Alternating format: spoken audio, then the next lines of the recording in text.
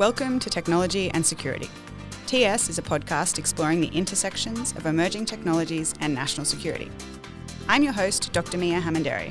I'm the inaugural director of the Emerging Technology Program at the United States Studies Centre, and we're based in the University of Sydney. My guest today is Hamish Hansford. Thanks for joining me. Thank you.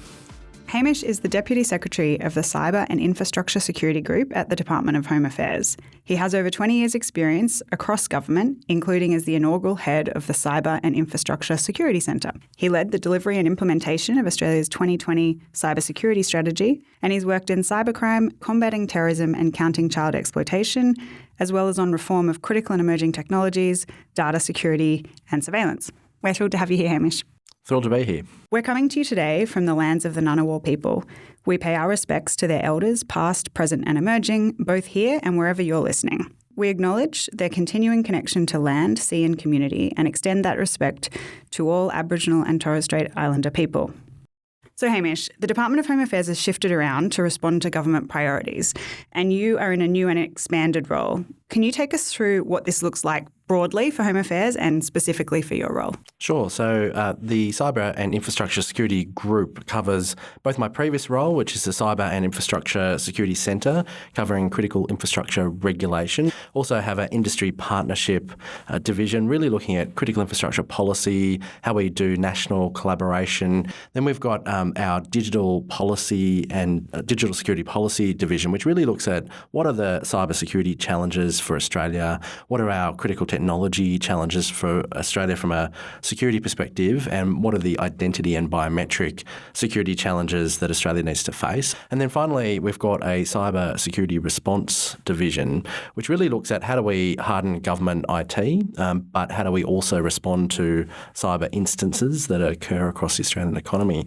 So we're trying to bring together that whole mission under one group, and we're there in total support of the National Cybersecurity Coordinator when they're appointed.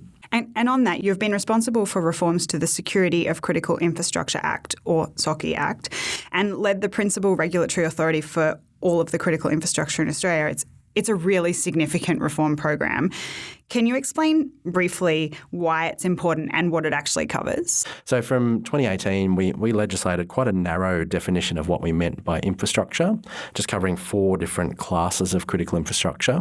So ports, electricity, water, gas, and subsequently running alongside telecommunications security. By the time we got to develop the 2020 Cybersecurity Strategy, the overwhelming threat environment, the understanding and input by industry was you've got to expand the definition of what's critical. We've got to really look at the infrastructure that powers the economy, that really creates us as a prosperous nation, and protect it en masse. And so we went about in 2020 legislating for a much more expanded set of critical infrastructure, now 11 sectors across 22 different asset classes, so covering the full field of what we mean by infrastructure, and then putting in place both preventative and responsive obligations and frameworks. Can I just jump in and ask you to explain what an asset class is for the listeners? Sure. If you look at the energy sector, it's particular electricity generation, storage and transmission assets. If you look at the telecommunications sector, it's particular telecommunications networks. If you look at healthcare is a really big sector of the economy. We could have gone down and called every GP critical, but what we've said is it's hospitals with functioning intensive care units as the most critical acute area of requiring protection. So we're trying to get pretty granular on what we mean by critical infrastructure, right down to the asset level.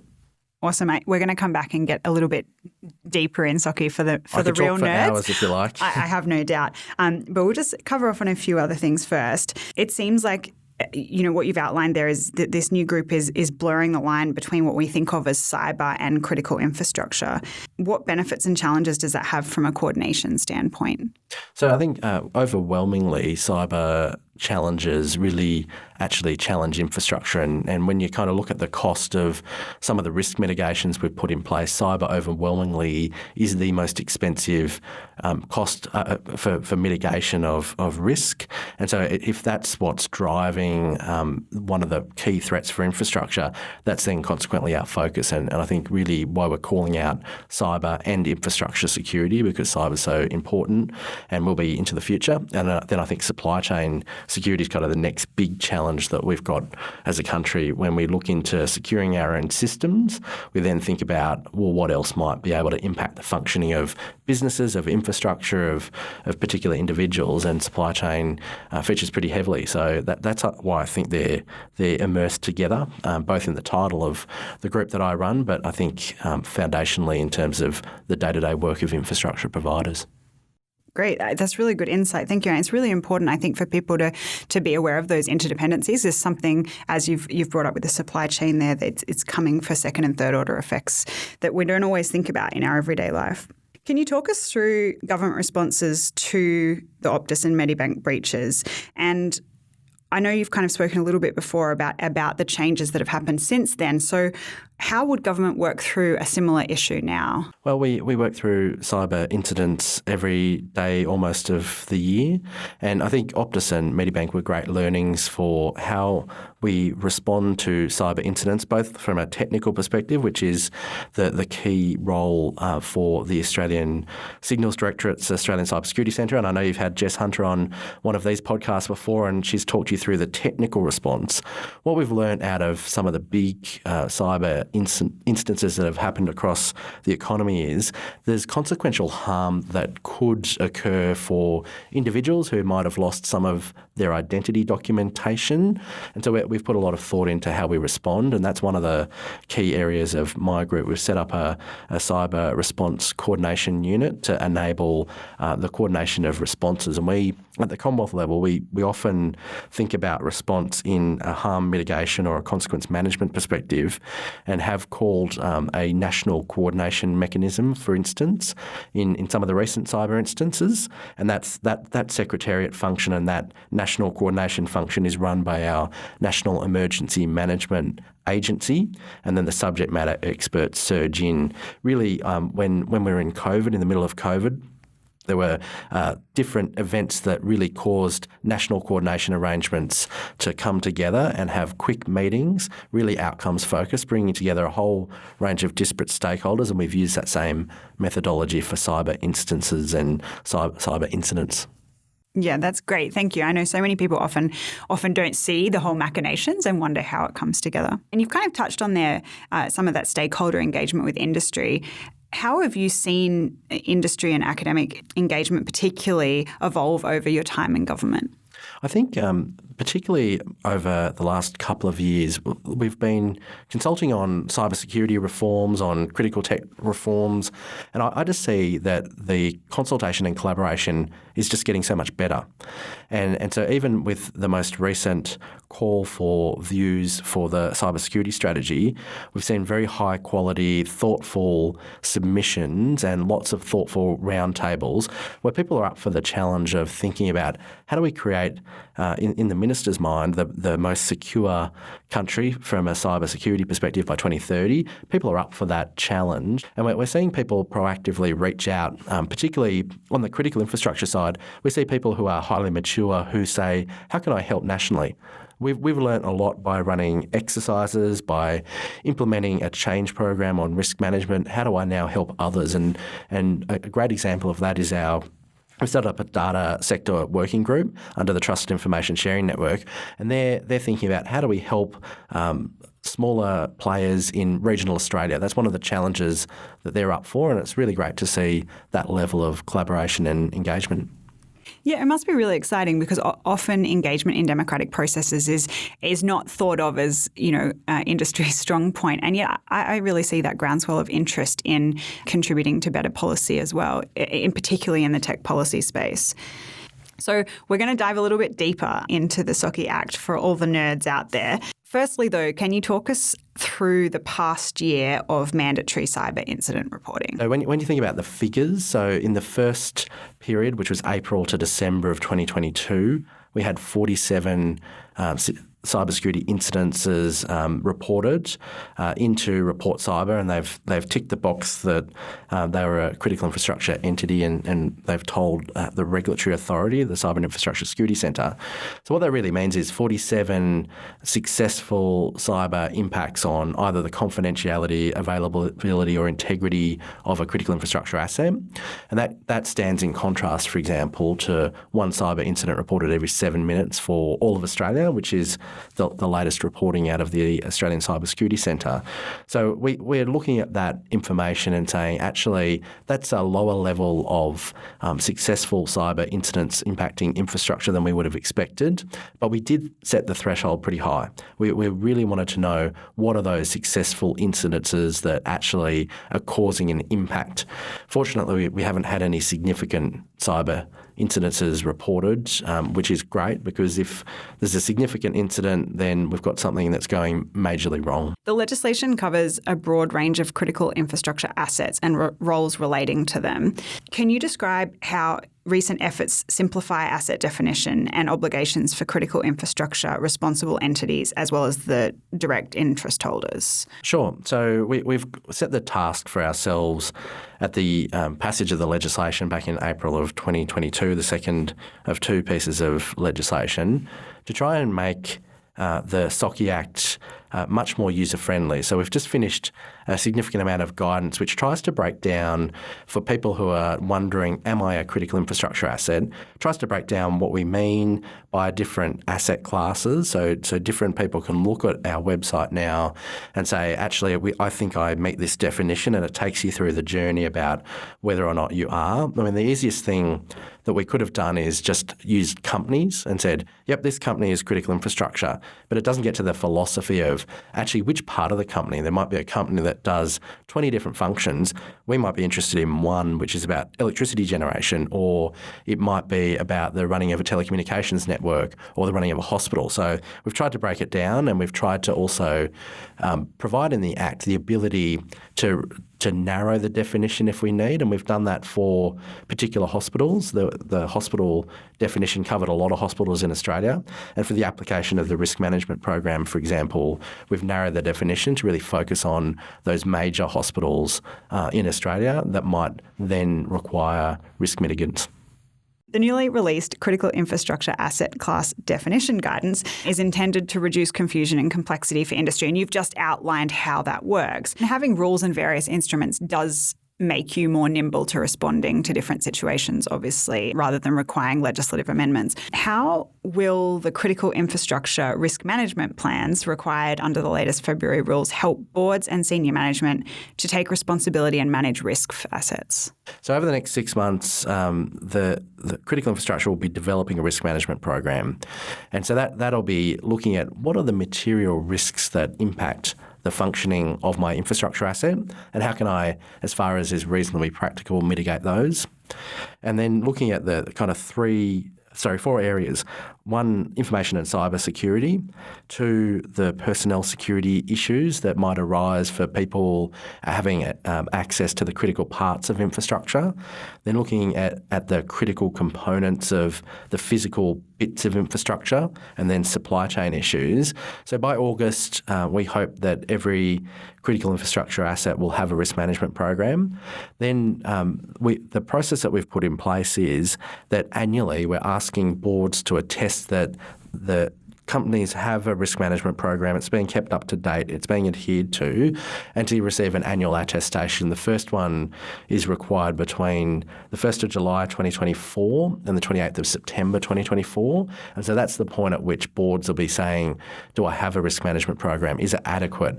So what we're really trying to do, when you boil it down, is help the security managers, the chief risk officers, the CISOs actually have that conversation with their CEOs and boards, and get the board to take board-level responsibility for their risk management.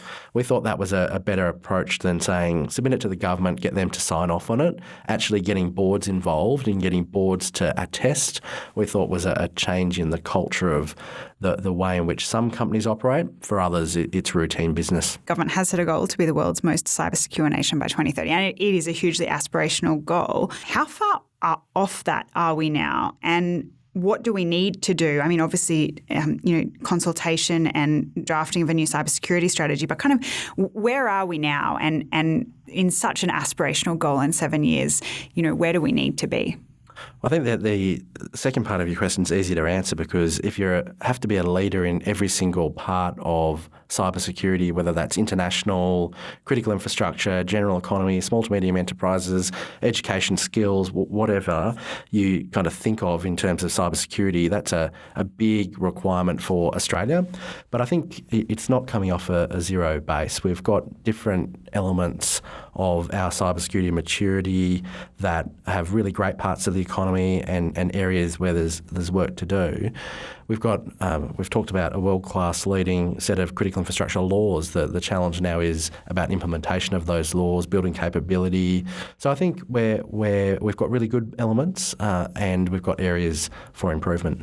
We talked a little bit about the risk management plans for critical infrastructure and engaging boards and senior management more. Do you think something like that will be reflected in the cybersecurity strategy? Well, I think the work that's been done to date on critical infrastructure will be foundational. It kind of has to be, because that's an area of work that we've worked on to try and lift infrastructure.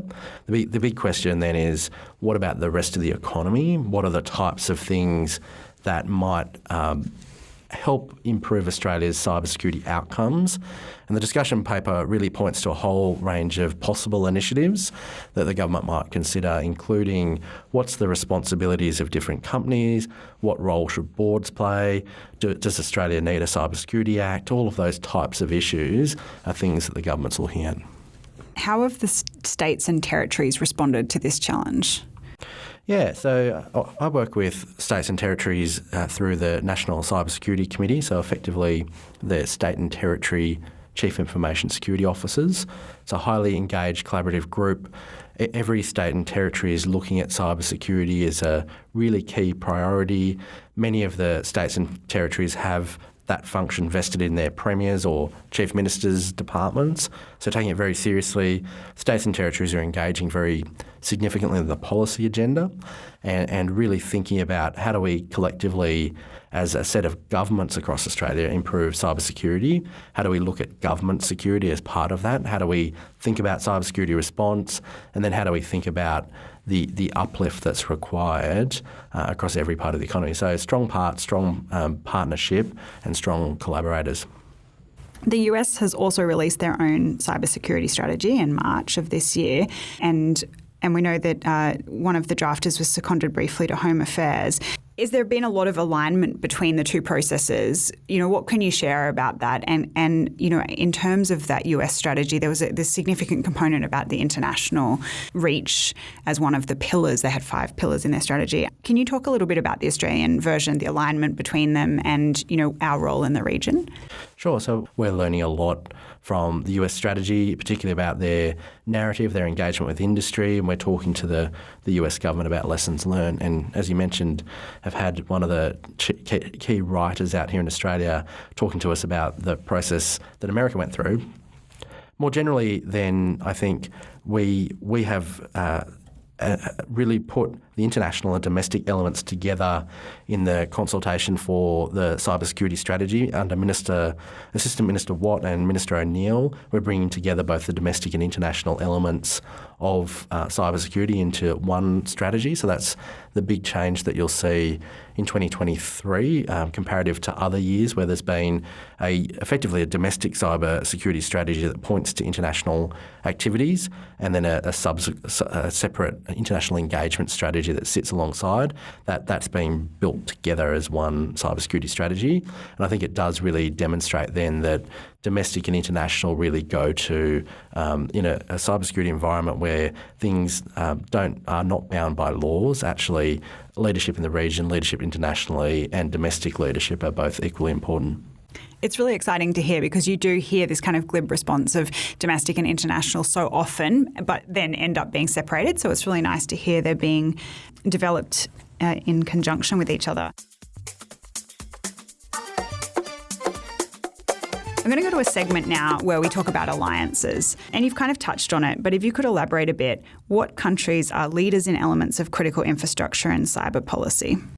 Well, I think there are a range of countries across the world that have really good elements. So France's critical infrastructure regime that we thought about, we looked at, we consulted with the French government in the design of our critical infrastructure regime. We think about Japan, India, United States as key thinkers on cybersecurity and critical and emerging tech. European countries, some of them are doing some really interesting work. NATO's looking at critical infrastructure as well. Some of the Nordic countries are really forward-leading on cybersecurity and infrastructure security issues. The UK have really good elements on telecommunications security, so we're looking at the whole range of different areas. Singapore looking at government security. So I think when you look at different countries, the really great thing about working with international partners, and we're partnering with Australia's lead on the Counter Ransomware Initiative Taskforce, really partnering with a whole range of countries. And the thing that really strikes me is that no individual country has all of the answers, but actually together we probably do, and there are really good elements from a whole range of different countries that we can learn from, emulate, partner with, and seek to build on. It's remiss of me not to have asked a direct question. So can you take me through the Counter Ransomware Task Force? It was set up late last year, I think, and where is it at now? So it's a group of countries really thinking about, under the leadership of the US who convened us all, thinking about how do we best counter ransomware as a really big challenge to our respective societies. Australia's taken on the lead of the Counter Ransomware Initiative Task Force. So we're thinking about what are the individual response initiatives that can make us a much more secure set of countries, much more prepared to respond to ransomware. There was a recent meeting in Belfast of that grouping, and we're starting to build out a whole range of projects that go from everything from information sharing to sharing of capability to thinking about capacity building. So a whole range of initiatives that really go to no one part of a society, and no one society has all the answers on countering ransomware, but actually we're stronger together with different countries, and this is a bit of a different sort of grouping, but bringing us all together for a singular purpose. Yeah, absolutely. And this ability of the idea of being able to collaborate with other nations to mitigate, individual harm as well as protect national security is a really difficult challenge. How do you approach that collaboration then, especially when you're talking with nations that have really different ideas and values? So I think there are always conversations between different countries that you can have, and I think that's really important to have dialogue. When it comes to collaboration and engagement, there are obviously different areas where we have deep expertise that we share with different partners, and we do that on a really trusted basis. But I think having those international conversations and actually having debates and discussions is really healthy for the globe, and actually building different relationships on different issues. I think we've talked about the Countering Ransomware Initiative Task Force. That's a whole range of different countries, and really partnering and understanding where people are coming from actually builds out a whole set of new ideas, some of which we've never thought of before. Given the discussion that we had a little earlier about just how wide-reaching technology is in every part of our life, it seems like there's going to be a lot of issues like this coming forward. You've got TikTok, but you've also got foreign-made cameras in government buildings. This is a huge amount of ground to cover. And how do you start to look at these issues from a national security and personal harm perspective? So I think Australia has set out in all of those different issues you've mentioned, and way back as far as 2018, where the government of the day set out a framework for high-risk vendors in our telecommunications network. I think Australia's got a pretty good track record of looking at technology risks, technology security risks, and putting in commensurate responses to look at, well, what are the areas about where education might be a good response, what are the areas where there is a direction required, and that's obviously one of the areas the government has made a decision on in relation to one element. But I think we're up for the general discussion about how to best secure technology. Our perspective is there are some technologies which are fundamental to society, which can be used for security against Australia's security. So we're focused on those particular areas. We're seeing tech decoupling in some areas between the United States and China. What are some of the tensions from your perspective, and how far could it and should it go? So I think one of the big areas is transparency. We've put out, for example, some critical technology principles about what do we as a government look at in terms of the requirements from technology providers. And so I think that really looks at what are the things that Australia expects from society generally and from technology in particular. And so transparency rates really highly on there. And so I think that the more we start to think about technology, we'll think about the balance between regulation, market intervention, what that looks like. We're looking at things like supply chains. We're looking at things like how do we secure technology? How do we look at telecommunication systems? I think they're all going to be live discussions as technology continues to impact on our society, and it's always in the frame of what a liberal democracy would expect. So you've mentioned supply chain security a couple of times now.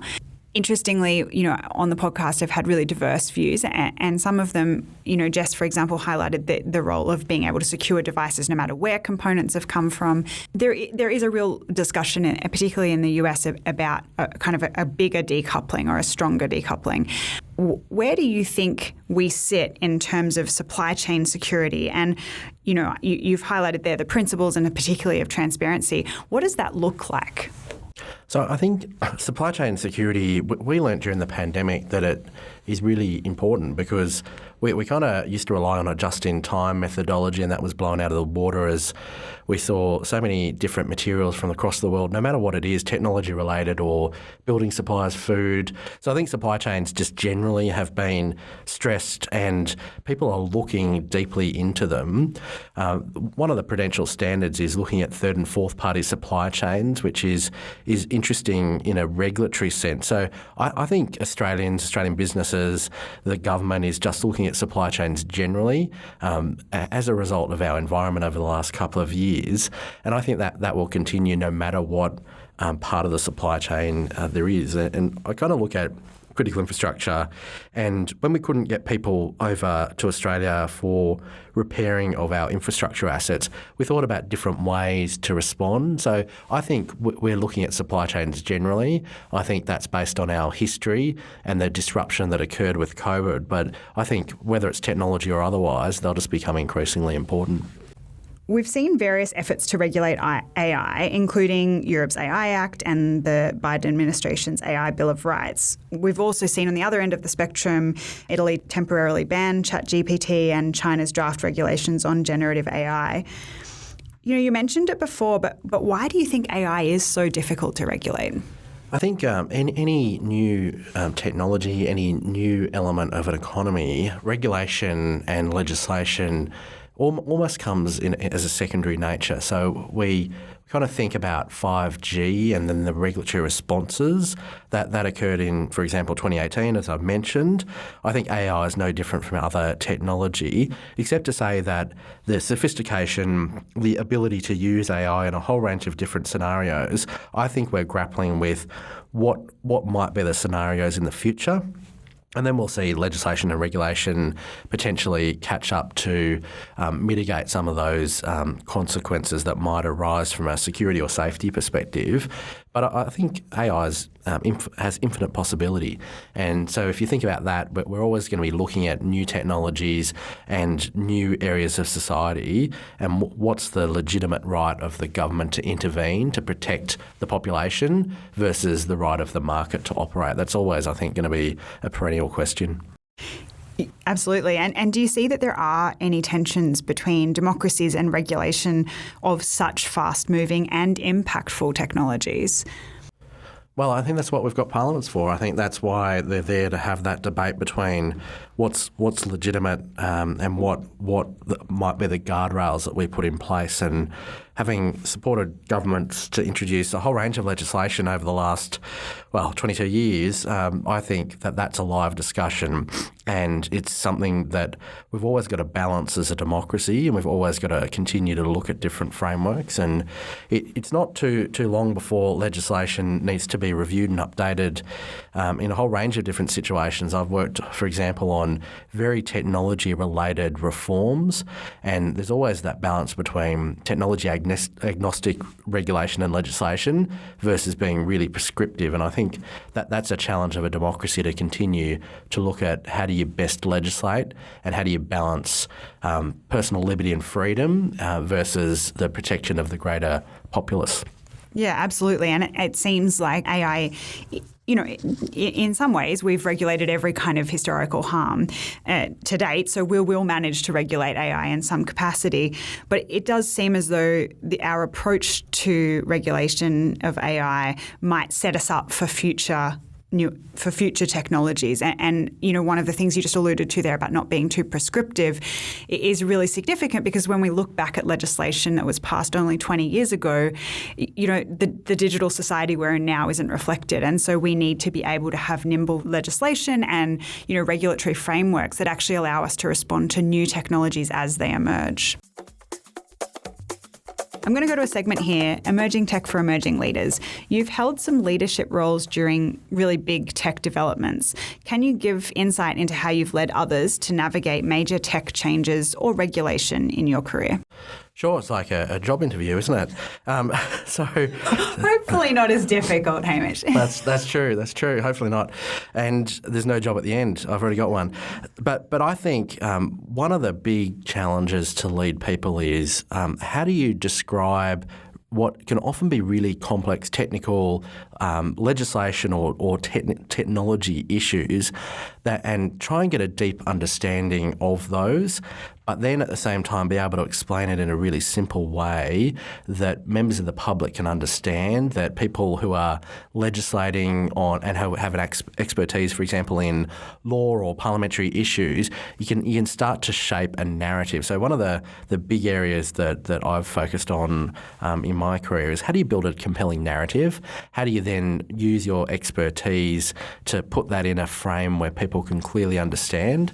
Well, I certainly hopefully get better over time, and I know my staff are looking at the last couple of years, what we've done, what we can do better, and how we can start to actually involve our own staff, but also others in a national conversation about every change that we'd like to make in society from a security perspective. Thank you. I just realised I haven't set the bar high enough because you didn't say it was like Senate estimates. So I feel I've failed. Can you share some emerging technologies you think up-and-coming leaders of today and tomorrow need to know about? Sure. I think you mentioned AI as really the foundational change, but when you look at what we're worried about in the future, synthetic biology, a whole range of different technologies, I think, have the ability to fundamentally transform society. But I'm going to be a little bit simpler and say 5G rolled out across the world, foundational change in network technology.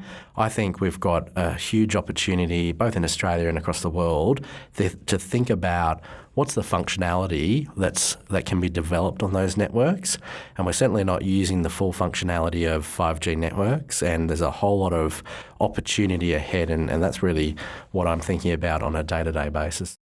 For the non-telco nerds out there, can you explain what you mean? Well, 5G, foundational speed technology, and actually starts to change telecommunication networks from having a central core to a much more disaggregated network, which means that there's software that can be developed on the top of 5G networks, which could do everything from changing the way we work to the way that we do medicine to the way that we look at our housing. It could be much more energy efficient, have great impacts on our environment. So a whole range of possible applications and devices and software that we could run on 5G that we don't necessarily today, starting to emerge obviously when you look at your phone and when you look at different devices, but so much more opportunity. Thank you. Just a final question on the emerging tech for emerging leaders. What are some of the key transferable skills between regulation, technology and security? Well, I think that there are so many life skills which can apply to everything. And people often ask me, what does it take to work in a security environment, or what do I need to understand from a technology point of view? And I come back to two kind of really key skills. One is the ability to solve problems, and legislation, regulation, security issues, technology are all just different problems waiting to be solved from my perspective. And the second thing is what makes people stand out from others, I think, is the level of curiosity, the level of engagement and the level of buy-in that individuals have to any particular problem. And I think they go hand in glove with each other. Not a popular answer, but one I think has great utility. It's actually really interesting. The more that you are engaged in emerging technologies, I think the more that you start to value the very essential human components. And particularly as we move forward with human and machine interaction, the role of leaders is really going to be bringing that human element. I think it's really important not to lose that side of that. So I completely agree. Coming up is Eyes and Ears. What have you been reading, listening to or watching lately that might be of interest to our audience? Well, I read a lot of fiction, so Where the Crawdads Sing was my most recent book, which I thought was fantastic, not technology related, but more generally turned into a movie, so it's good, about an individual in a forest growing up in the mangroves, so recommend that highly. But I've been reading a lot about Ukraine at the moment, blog posts, different articles, different books, and the most recent one was by one of the media representatives to really outline how was media used, particularly in the initial stages of the Ukraine invasion and war, that actually fundamentally changed the way that people responded to the way in which they received information, what was trusted, what wasn't trusted. So I thought that was a particularly interesting perspective. But I think everything that's coming out of Ukraine at the moment just gives such great insight into what's happened, what's to come potentially, and technology has been foundational to that whole environment. It's really interesting. I'm going to ask another question. As you know, I've done a fair bit of work on Russian disinformation. Talking about the role of technology in conflict and specifically around social media, use of telecommunications, I guess as an observer, can you talk to what has piqued your interest in that area? I think we looked at the issue and the way that Ukraine responded, and you kind of think about what are the types of responses that work in any situation. And with Ukraine, I think there's been really great innovation, and I think that's really what sparks interest in how does a society who's effectively facing an existential risk actually respond. And I just look at the innovation, particularly from a technology perspective, the ability of the international community then to support the Ukraine government in responses, including deployment of satellites and other multinational companies helping out with moving data to the cloud, the general population and their use of social media. I think it's been a really interesting insight with lots of innovation and unexpected areas of development over the course of the last year. Hamish, what do you do in your downtime to keep sane?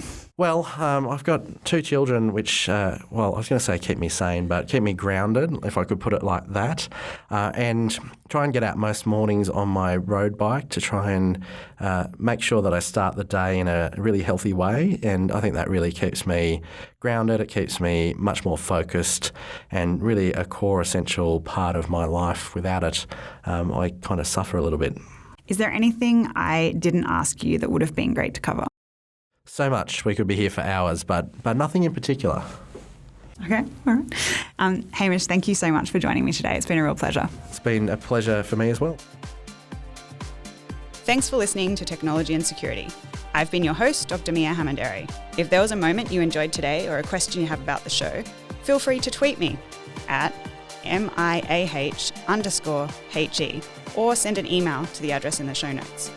You can find out more about the work we do on our website, also linked in the show notes. We hope you enjoy this episode, and we'll see you soon.